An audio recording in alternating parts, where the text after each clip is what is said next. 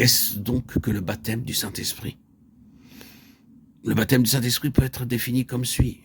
Un courant soudain ou graduel de l'Esprit de Dieu qui pénètre l'esprit de l'homme et l'affranchit de l'enveloppe de l'âme pour l'élever à sa place normale de domination sur l'âme et sur le corps. Libre, l'Esprit est alors un passage ouvert, une voie libre, par où l'Esprit de Dieu peut déverser sa puissance.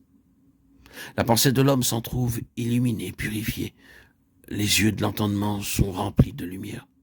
Éphésiens 1, 18. Le corps, enfin, est alors parfaitement asservi à la domination de l'esprit, parfois fortifié, vivifié dans la lutte où il se trouve engagé contre les puissances mauvaises. Quelles sont les conditions de sa réception et quels sont ses effets sur ceux qui le reçoivent?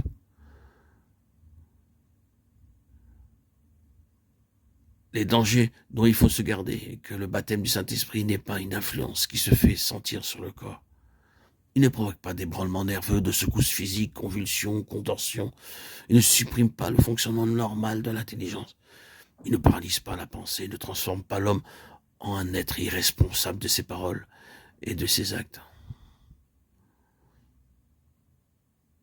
Lorsque nous lisons dans le livre des Actes les récits des manifestations du Saint-Esprit, souvenons-nous que l'Esprit de Dieu agit, opère, besogne dans l'esprit humain, et en se servant de l'esprit de l'homme, comme les épîtres de Paul nous l'enseignent. Où demeure l'Esprit de Dieu? Dans l'esprit de l'homme. Ceci nous donne la clé de la réception du Saint-Esprit et nous fait comprendre les manifestations qui en découlent. Quand l'enfant de Dieu a saisi que Dieu agit par son esprit dans l'esprit humain, alors il comprend le sens de l'expression « être rempli du Saint-Esprit » et il est capable de discerner les contrefaçons de Satan dans le domaine des sens, des émotions. Le jour de la Pentecôte, 120 disciples, hommes et femmes, furent remplis de l'Esprit de Dieu en leur esprit. Leurs langues sont déliées et ils annoncent eux-mêmes, en tant qu'individualité intelligente, les œuvres merveilleuses de Dieu, selon que l'Esprit les faisait parler, c'est-à-dire les fortifier pour parler. Rien dans ce récit nous permet de supposer que les disciples devinrent des automates, des machines à parler, et que l'Esprit lui-même parlait à leur place.